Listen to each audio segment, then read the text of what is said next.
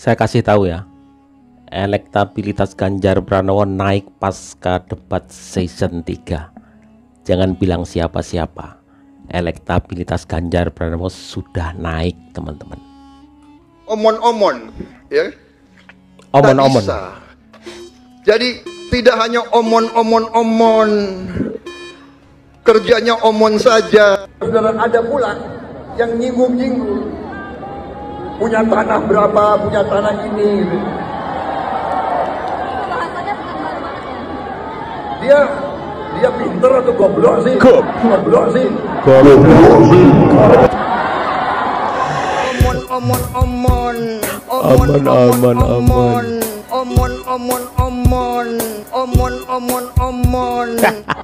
Saya tahu Pak Prabowo memiliki lahan yang sangat debat luas yang di Kalimantan Timur dengan Pak Jokowi sebesar 220.000 hektar. Juga di Aceh Tengah banyak itu, 120.000 hektar. Dan lebih jauh lagi, ironisnya, Kementerian Pertahanan menjadi kementerian yang dibobol oleh hacker 2023. Sebuah ironi, karena itu kita ingin mengembalikan. Dan 700 triliun anggaran Kementerian Pertahanan tidak bisa mempertahankan itu, justru digunakan untuk membeli alat-alat alutsista yang bekas. Di saat tentara kita lebih dari separuh tidak memiliki rumah dinas. Sementara menterinya punya, menurut Pak Jokowi, punya lebih dari 340 hektar tanah di Republik ini. Ribu-ribu ini maksudnya. harus diubah. Tambah lagi, food estate singkong yang menguntungkan kroni, merusak lingkungan, dan tidak menghasilkan. Ini harus keras. Kami akan memulai dengan kepemimpinan yang menjunjung tinggi etika. Kepemimpinan yang mengandalkan data, informasi, kapasitas yang serius. Kita ingin Republik ini berperan di level global, dijaga secara serius untuk rumah tangga, untuk nasional, sehingga kewibawaan kita adalah kewibawaan berdasarkan kekuatan. Untuk itu kita butuh perubahan. Anies keras, Anies keras. Omon-omon, kerjanya omon saja, nggak bisa. Buat kamu yang menangisi capres yang kalah debat, yang kamu kasihan banyak yang nangis dari malam itu oleh dua capres lainnya nih, coba dengarkan saya baik-baik ya. Sebetulnya yang perlu kamu tangisi itu adalah diri kamu sendiri. Kenapa? Karena begini, capres yang kamu dukung itu walaupun nanti dia kalah pilpres, misalnya dia kalah pilpres, dia tuh masih kaya raya. Menurut Pak Jokowi dan menurut Pak Anies Baswedan, tanahnya itu 340.000 hektar. Kamu tahu nggak itu maksudnya apa? Kalau tanah 340.000 hektar itu bisa itu bikin negara, membangun negara baru. Kebayang nggak sih, itu kaya banget gitu loh. Sedangkan kamu masih punya banyak utang, gaji UMR, penghasilan pas-pasan, punya banyak cicilan, belum punya mobil, motor aja butuh, itu pun kreditan. Justru yang harus dikasihani itu kamu harus menangisi diri sendiri. 2024 kita pasti punya presiden baru, presiden kita ganti, tapi nasib kamu belum tentu ganti. Maka lebih baik kamu mikir gimana caranya supaya 2024 nasib saya ganti, berubah. Gitu ya. Pak, tadi Pak Prabowo berkali-kali menyatakan ingin membuka datanya kalau ada waktu yang cukup atau di forum yang lebih terbuka. Apakah Pak Ganjar nanti ke depannya akan menagih janji tersebut untuk mengadakan debat mungkin Pak di luar debat yang digelar oleh KPU ini? Tidak perlu, debatnya itu hari ini. Kenapa mesti besok? Tuh. Kalau memang tidak siap jangan berdebat. Kalau mau siap, ya persiapkanlah dengan baik debat itu. Keras, kalau guys. Kita waktunya terbatas, itulah ujian yang paling bagus. Maka kalau Anda tidak perform, jangan menantang pada ruang lain. Ruang lain nanti ada ruang sendiri.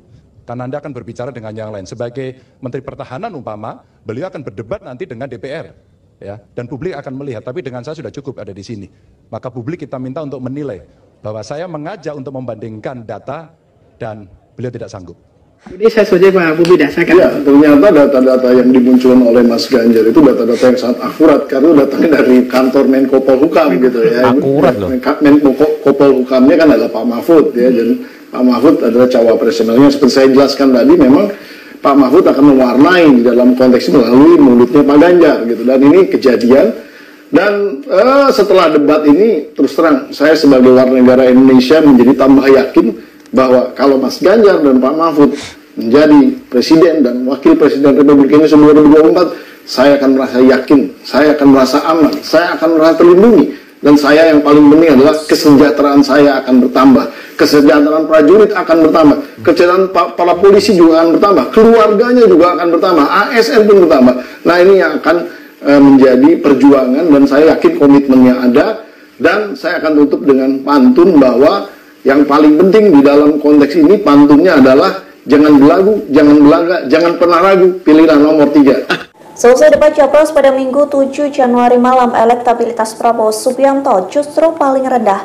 Adapun hal ini didapat sesuai jajak pendapat dari Litbang Kompas, sementara Ganjar Pranowo menyalip Prabowo dan Anies Baswedan. Dikutip dari Kompas.com, hal tersebut diujarkan oleh peneliti Litbang Kompas Tangga Eka Sakti yang mengatakan perubahan drastis elektabilitas ini lantaran berbagai aspek. Survei tersebut menilai cara calon presiden dari berbagai faktor, yakni terkait menjawab pertanyaan dengan lancar, menguasai permasalahan dan penampilan di atas panggung. Dalam aspek pertama, yakni menjawab pertanyaan dengan lancar jelas, Anies Baswedan dan Ganjar sama-sama mendapat skor 7,4, sementara Prabowo hanya mendapat angka 6,9. Pada aspek kedua, yakni menguasai permasalahan, Anies memperoleh angka 7,2 dan Ganjar 7,4. Adapun Prabowo lagi-lagi berada di angka paling bawah, yakni 6,9. Lalu pada aspek ketiga, yaitu penampilan kandidat di atas panggung, Anies memperoleh skor 7,9 dan Ganjar meraih skor 7,8. Kemudian Prabowo hanya mendapatkan angka 7,1. Adapun survei ini berlangsung pada 7 Januari 2024 pada pukul 19.30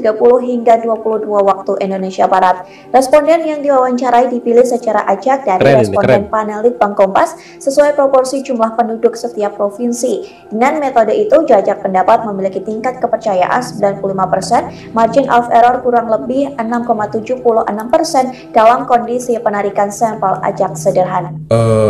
Terlepas dari siapapun yang didukung dan Anda mendukung siapapun, objektif yang saya katakan, sekali lagi nih, objektif ya, dari ketiga capres itu, sebenarnya yang kalau mau kita jujur dan objektif, kita harusnya lebih percaya kepada Pak Ganjar di situ.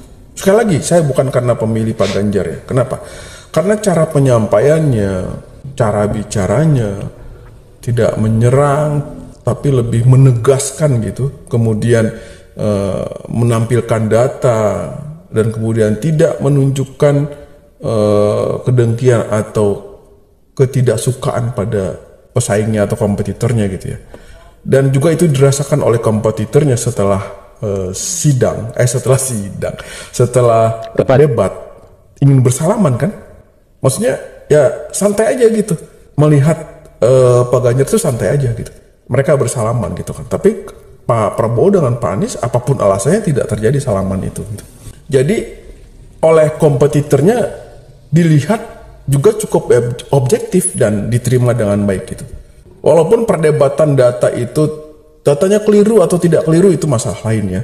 Tapi saya bicarakan di sini adalah para pemirsa itu kalau melepaskan diri dari keberpihakannya terhadap salah satu capres, misalnya itu di negara mana gitu, tidak ada ikatan emosional, tidak ada ikatan emosional kepada pasangan tersebut ya, atau terhadap capres tersebut.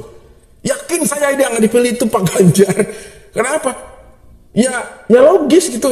Apa yang disampaikannya logis, enak bicaranya, terus kemudian cara penyampaiannya sekali lagi, dan pengalamannya tuh holistik seperti itu. Ini objektif ya. Kalau kita bukan di negara kita sendiri dan itu bukan capres pilihan kita. Jadi kita melihat itu seperti film gitu. Film debat kemudian kita tonton. Nah itu pasti seperti itu. Saya tuh melepaskan diri itu. Bukan pendukung Pak Ganjar pada saat menilai itu. Dan saya lihat, wah ini orang keren juga. Pas gitu kan ya saya lihat. Keren dong, pasti dong. Kemudian dia harus dipercaya oleh rakyatnya, wah dia yang harus memimpin gitu. Apalagi pasangannya juga bagus ya. Nah itu baru masuk subjektif tuh. Kalau melihat wah pasangannya juga bagus gitu. Nah itu subjektif. Tapi kalau melihat berdebat kemarin itu, wajarnya menyerahkan negara ini kepada beliau. Itu ya objektifnya nih ya. Objektifnya lo bilang, wah itu kan terserah lo aja gitu kan. Ya nggak apa-apa sih. Cuman kalau lo jujur melepaskan diri dari penilaian yang subjektif, gua yakin di situ. Yakin 101% tuh. Saking gue yakinnya tuh gue tambahin 1. Ya, tambahin 3 lah 103%. Nah itu baru gue subjektif karena ada angka 3 gitu kan ya. Tapi ya udah pas 100% aja. Ya gitu ya. Mudah-mudahan paham nih. Gue bicara yang objektif soalnya. Ini peristiwa yang pertama kali di dunia di mana ada seorang capres kalah debat terus ditangisi sama pendukungnya rame-rame di media sosial. Ya makanya nggak heran kalau Presiden Jokowi mengatakan bahwa debat kali ini penuh dengan drama, penuh dengan sinetron. Ya itu wajar, karena 2002 mereka mereaksi secara masif bahwa apa yang terjadi pada junjungan mereka atau capres mereka itu karena yang pertama Prabowo itu dizolimi katanya. Ini kan lucu, ini kan debat ya. Ya ibaratnya Prabowo itu sedang mengikuti ujian. Ya kalau yang lainnya mau belajar untuk tema-tema ujian ya, tapi Prabowo itu enggak. Padahal dia orang yang sebenarnya harusnya lebih pintar dalam ujian tersebut. Faktanya justru dia yang paling tidak menguasai materi-materi ujian yang diujikan pada hari itu atau pada debat hari itu gitu. Ini dari peristiwa ini adalah reaksi netizen setelah mereka melihat bagaimana relawan Prabowo itu melakukan namanya framing bahwa Prabowo itu dizolimi, dan mereka membuat sebuah gerakan rame-rame bahwa apa yang terjadi pada Prabowo itu patut dikasihani. Nah ini kan lucu ya, yang mestinya untuk para netizen yang dikasihani itu adalah para korban penculikan, orang-orang diperkosa pada kasus kerusuhan 98, kemudian juga para keluarga yang kehilangan anak-anak mereka yang diculik pada tahun 98. Bukannya mengasihani Prabowo yang punya duit 2 triliun, punya tanah daratan 340.000 hektar yang lebih luas dari Provinsi Daerah Istimewa Yogyakarta, dan juga mempunyai kuda-kuda seharga mobil-mobil mewah. Nah, ini kan terbalik ya.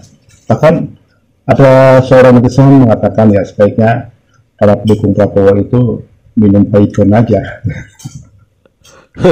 Karena mereka sudah berpikir yang tidak logis gitu ya. Yang baru pertama kali terjadi di Indonesia. Kaget aku.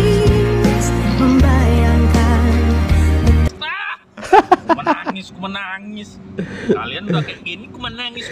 Kirain ikut-ikutan nangis. Kemarin nyerang Caimin pakai SGIE, nyerang Pak Anies pakai DP 0, nyerang Pak Anies pakai patung bambu, nyerang Pak Anies 80 T kok cuman ke bawah angin aja, angin nggak ada KTP-nya. Kalian ketawa-ketawa, pendukung Anies. Kalian oke gas ya kan. Sekarang Pak Prabowo tuh yang diserang karena Pak Prabowo Menhan dan tema debatnya itu tentang pertahanan. Ketika diserang Pak Prabowo nggak bisa jawab, nggak bisa bantah data yang dikasih Ganjar sama Pak Anies. Gimana?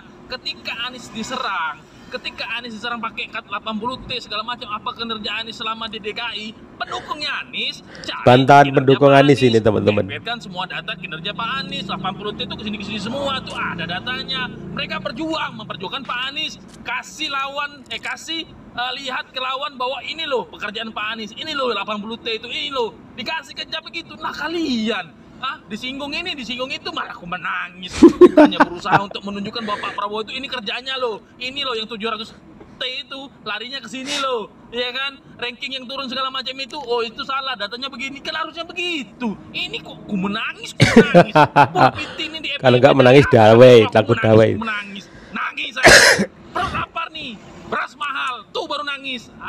Gila ya kan? Kalian yang kemarin pada nangis bareng-bareng, nangisin capresnya yang kalah debat, yang kalian bilang itu kasihan karena diserang 01 sama 03, padahal emang nggak bisa jawab. Dengerin ya, kalian ngapain nangisin dia yang udah kaya, yang tanahnya aja dulu waktu Pak Jokowi bilang 2019 itu 340.000 hektar, apalagi sekarang bisa lebih kali. Lu mending tangisin diri lu sendiri, tangisin nasib lu. Ngapain nangisin orang kaya? Emang kalau dia jadi bakal mikirin lu? Makanya pilih capres yang pinter, bukan yang baper. Prabowo 03 berani menyerang dan memberi nilai 5 kepada 02 Menteri. Ya, ramai sekali ya debat semalam di mana kubu 02 mulai berusaha untuk membela Prabowo ya. Tapi sayang sekali pembelaannya itu berapi-api dan ya tidak pakai pertimbangan dulu, pakai nalar dulu lah. Benar. Ada statement 03 berani menyerang Prabowo memberi angka 5. Ya memang itulah namanya debat seperti itu. Ya, debat itu saling menyerang gitu loh. Itu namanya sama juga saja debat dengan waktu si Prabowo nanya ke Ganjar mau nyerang mengenai pupuk di Jawa Tengah. Tapi nggak baperan, Ganjar sebut Pak Prabowo pupuk langka bukan di Jawa Tengah, di Papua, di Sumatera, di semua Sulawesi, daerah ya, semua di semua langka. daerah. Itu namanya debat. Satu sisi berusaha menjatuhkan dan kebijakannya dan lain harus mengkanter itu gitu loh. Itulah debat gitu loh. Ini bukan menyerang. Memang esensi debat adalah saling menjatuhkan tapi dengan data. Dengan Namanya jawaban juga yang debat logis. sih. Aduh. Ya. Baperan banget tapi memang pendukung Kemudian 02. mengenai angka 5 itu dijawab oleh si Ganjar karena pertanyaan dari Anies. Oke lah, Ganjar memberikan angka 5. Tapi pasti Ganjar punya dasar. Itu berhubungan dengan pertanyaan berikutnya dari Ganjar ke Prabowo. Ganjar menunjukkan beberapa indeks performance yang related dengan Menteri Pertahanan. Ya kan? Dan saya kasih tahu ya, itu bukan rahasia negara. Itu adalah dari Badan Pemeringkat Dunia gitu loh. Contohnya lihat ini, lihat ya. State of Global Peace Index. Ini salah satu indeks yang dibaca, ditanyakan oleh Ganjar ke Prabowo selain indeks-indeks yang lain. Jadi ini bukan rahasia negara. Bahkan Ganjar mengatakan, kalau memang salah ini datanya, tolong dibantah. Ya kan? Tunjukkan data yang lain. Gitu. Bahkan Ganjar bertanya, Pak Prabowo, kenapa indeks-indeks ini turun? Ya, dan apa solusinya? Itu pertanyaan Ganjar. Harusnya sebagai Menteri Pertahanan sudah di luar kepala gitu loh mengenai indeks-indeks ini. Karena kadang-kadang indeks-indeks ini akan jadi acuan untuk membuat kebijakan. Seperti indeks anti korupsi, peringkat dunia, Indonesia kemudian jadi melorot lagi, berarti performa kita jelek. Bikin kebijakan lagi agar peringkat kita jadi bagus. Naik. Gitu loh. Ini bukan rahasia negara, brother. Ya. Gitu. Jadi tolonglah kalau mau membela junjungan kalian, ya dipikir gitu loh ya. Dengan data juga Itu rekam saja dari jejak. saya. Please kepada pendukung 02 jangan baper. Debat itu biasa memang saling menjatuhkan, tapi memang jangan personal ya. Yang related dan kebijakan. Gitu loh.